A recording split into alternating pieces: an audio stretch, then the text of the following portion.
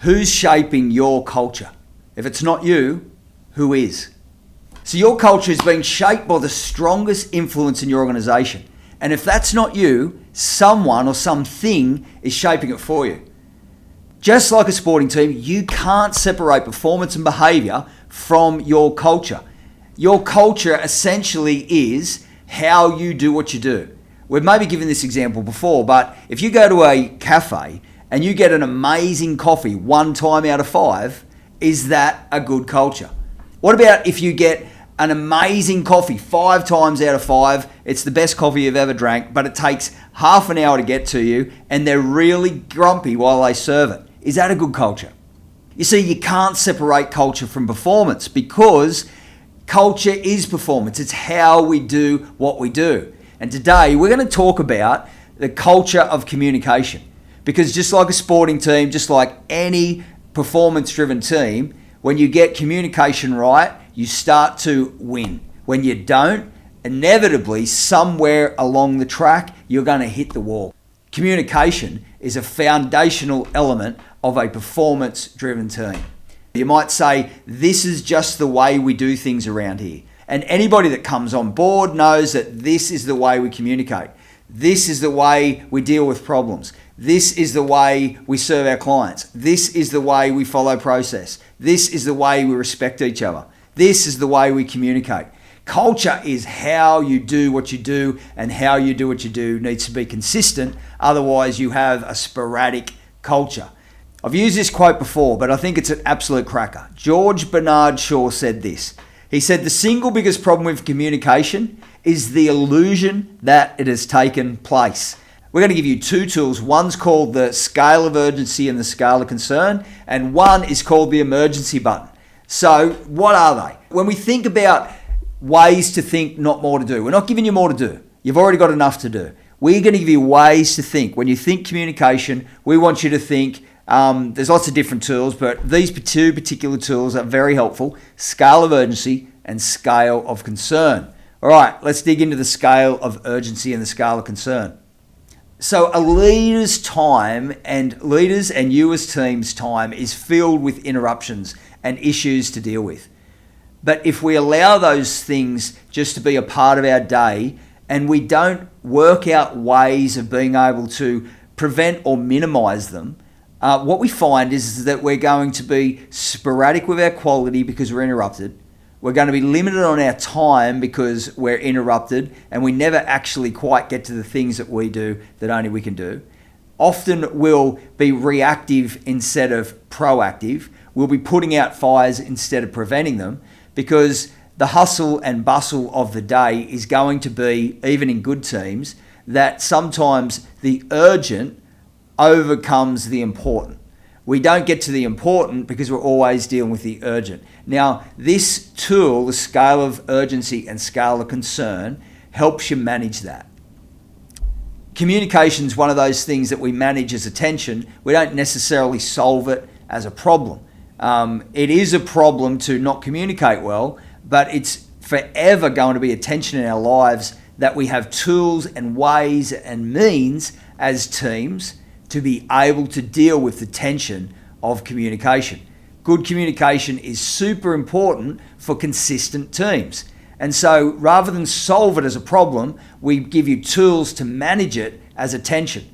And scale of function, scale of concern is one of those tools that we're going to give you today so that you can manage the tension of great communication. Because you're going to get interrupted. Leaders and teams get interrupted every day with things that aren't necessarily important but are very urgent. So it might be a fire that you've got to put out. Here's what we want to do. Rather than just putting out fires all the time, we want to actually go upstream to prevent them. A really good book, just for anybody listening, would be Upstream by Dan Heath, I think it is. And he talks exactly about this. He talks about being the kind of organisation that goes upstream to prevent the fires that happen daily, rather than just putting them out all the time.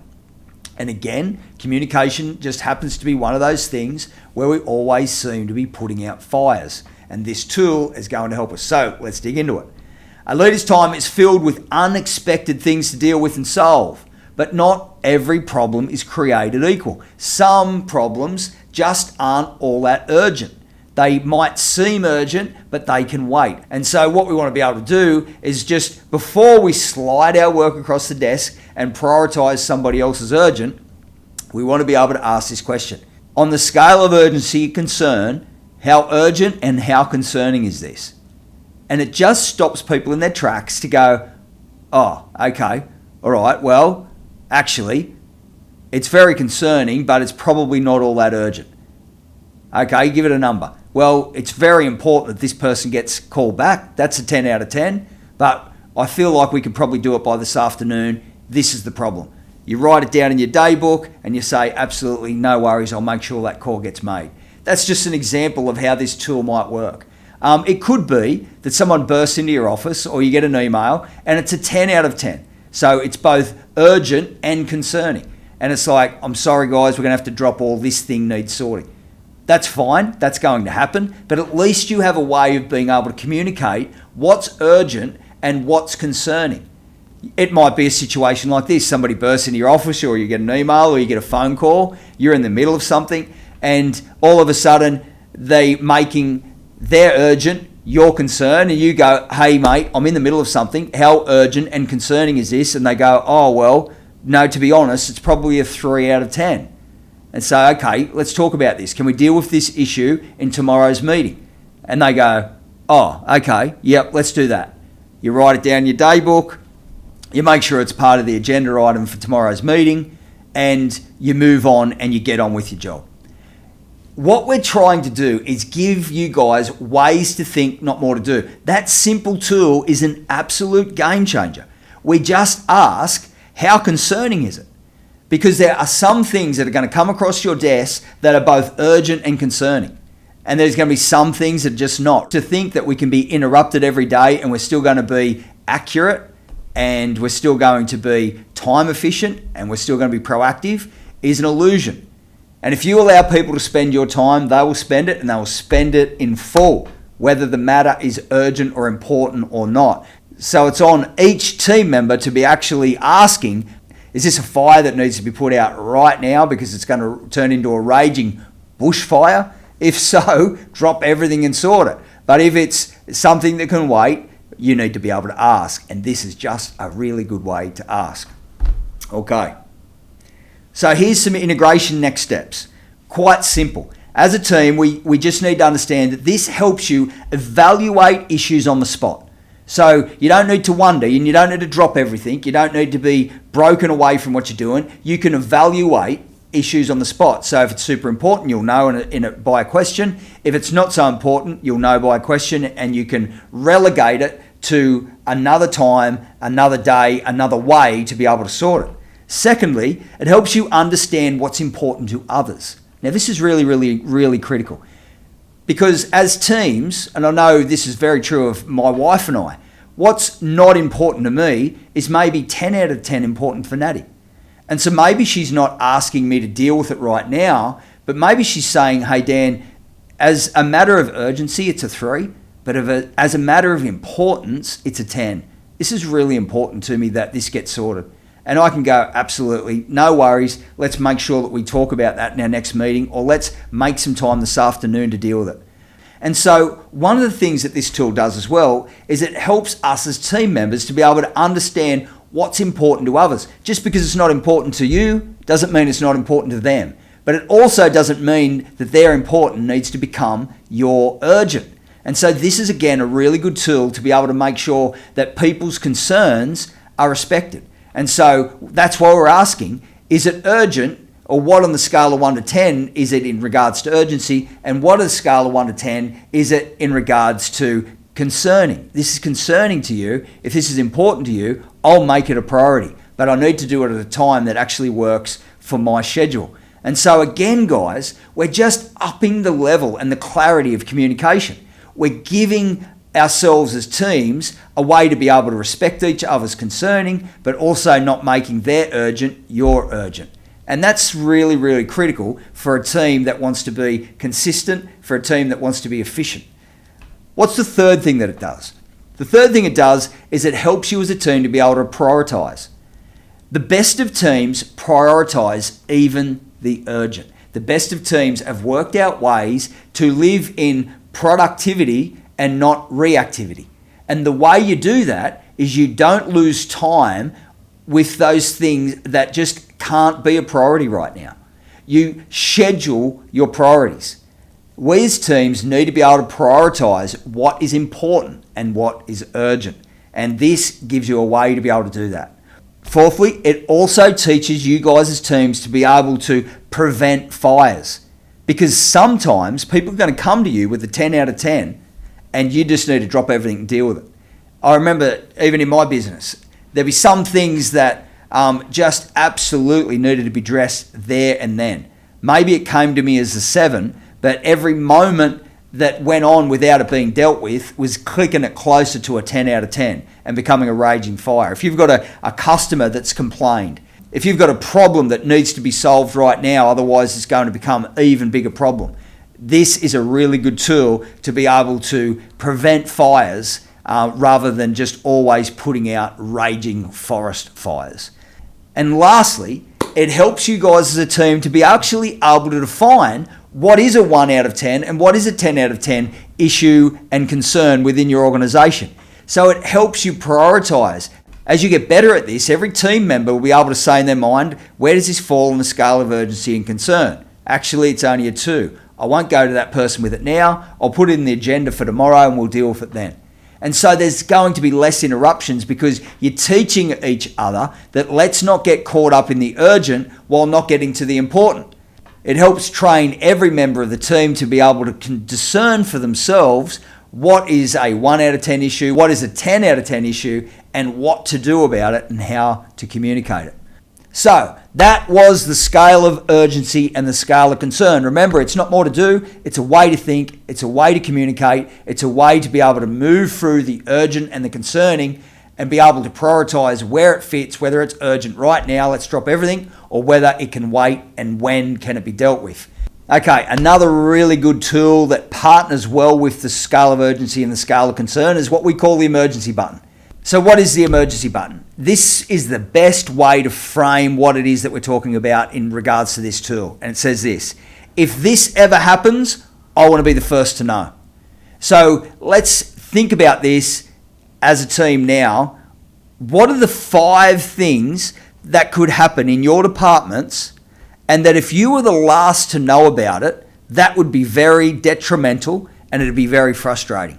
For instance, if my accounts team knows that there is somebody that hasn't paid a bill and it's 21 days overdue, and I as the business owner are the last to know, that would be very detrimental and very annoying for me. And so I would go to my accounts team and say, hey, if there's any invoice that's more than a day late, I want to be the first to know. I want you to press the emergency button. That is something that I absolutely need to know about.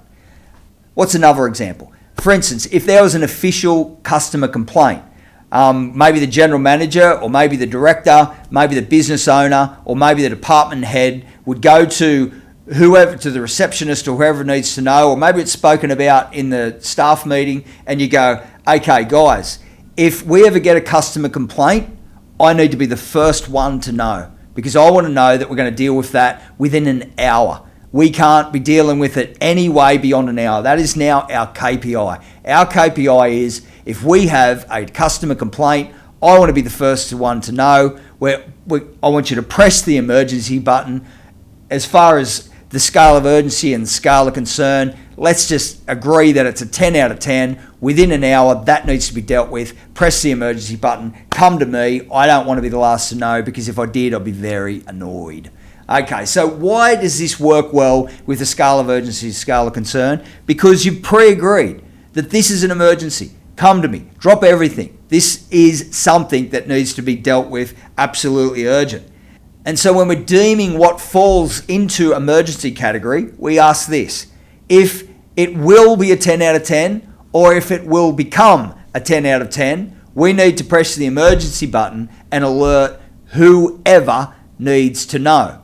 It could be any number of things that would be deemed a critical failure of the operations of your business. whatever it might be, it's deemed as an emergency in advance. The best type of communication and the best type of accountability is pre-agreed communication and accountability. And these two tools, the scale of urgency and the scale of concern, they're just a pre-agreed way in which we communicate. A really good way to frame why this is important is to say it like this. If you know something that's alarming and you don't raise the issue, it's on you. So everybody in the team now knows that if there's an alarming issue and it doesn't get dealt with or raised, it's on you. What would this look like? You know, and I think we've probably all seen this in teams, that somebody comes and says, oh, such and such has said this and nobody got back to them, and now it was a little issue and now it's become this raging fire, and somebody goes, oh yeah, I remember, yeah, such and such rang about that a week ago, I just forgot to pass the message on. What? That little tiny flicker of a flame just became this raging spot fire because somebody didn't press the emergency button on something that was already pre-agreed as a potential 10 out of 10 issue. Between the scale of urgency and scale of concern and the emergency button, we have two ways of communicating that help us as teams to say, if this ever happens, I need to know, whilst also dealing with the tension that not everything is a 10 out of 10. And you can ask on the spot and find out where things fall. But the emergency button is that thing that it's like, no, this is a 10 out of 10. These are the 5 or 10 scenarios. If this ever happens, it's a 10 out of 10. Let's deem it a 10 out of 10. Let's draw a line in the sand. Let's never let this happen. Don't think that things aren't important, because they often are. Remember, not all problems are created equal. Some are 1 out of 10, some are 10 out of 10. Some ones will become a 10 out of 10 if they're not dealt with quickly, but let's not think that everything's a 10 out of 10, but that doesn't mean that it's also not important. So what could this look like? It could look like the non-payment of a major account or invoice. It could look like the potential loss of a sale. That is an emergency button issue.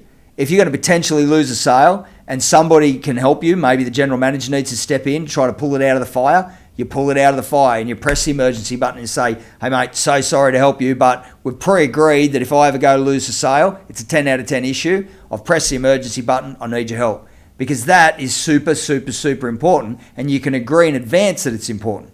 All right, what's our integration next steps? This is what we want to do. We want to categorize and communicate those pre-agreed hot button or emergency issues. What are they? What are the scenarios? What are the things that you as a team need to know that constitute an emergency button issue? We want to predetermine who needs to know. So if it's a sale issue, who needs to know? If it's an account issue, who needs to know? If it's a customer complaint issue, who needs to know? If it's a health and safety issue, who needs to know? Predetermine who needs to know. We also want to help your team feel supported with high-level issues. That's what it'll do. You know that you are supported. You're not carrying this thing on your own. You know in advance who it is that you're going to. And so that is a good support mechanism for you as a team. So what do we do next? Now what we're going to do is break out in our teams, and we just want one takeaway and one next step from every single member of the team. What has resonated with you today, and what next step are you going to take in order to make sure that this is integrated into the culture? But then as a team, what I love you to do is I want you guys to talk as a team about what does the scale of urgency and scale of concern look like in your organization. Everyone might use it a little bit differently. How's it going to work in your organization? Maybe you can come up with 3 different examples of what might be a 1, what might be a 10, and how you guys are going to communicate to each other. Remember, it's actually a way to think, not more to do. You can deal with things very quickly when you use this as a tool. And then with the emergency button, how about we pick 3 things that constitute an emergency issue? And then also, of course, you want to delegate who needs to know. Hey guys, this will help make your communication efficient. Remember, great organizations don't have more time, they just manage it better. Great organizations don't not have issues, they just manage it better. Great organizations don't communicate perfectly, they just have tools in which to be able to communicate.